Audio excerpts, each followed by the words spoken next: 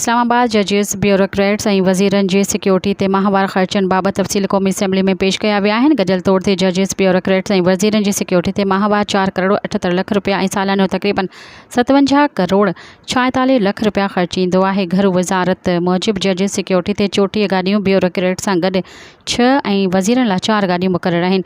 जजिस bureaucrats ऐं वज़ीरनि जी security ते अप्रैल 2024 में 4 करोड़ 78 लख रुपया ख़र्च कया विया। घर वज़ारत ॿुधाए त 44 गाॾियूं ऐं 532 पुलिस ऑफिसर 24 कलाक VVIP जी सिक्योरिटी ऐं ड्यूटी ते मुक़ररु आहिनि। जजिस जी सिक्योरिटी ते 34 गाॾियूं ऐं 409 ऑफिसर ऐं मुहाफ़िज़ मुक़ररु आहिनि। मज़ीद ख़बरनि ऐं तफ़सीलात लाइ विज़िट कयो असांजी वेबसाइट www.awamiNewsHD.com ऐं ॾिसंदा रहो अवामी न्यूज़ HD।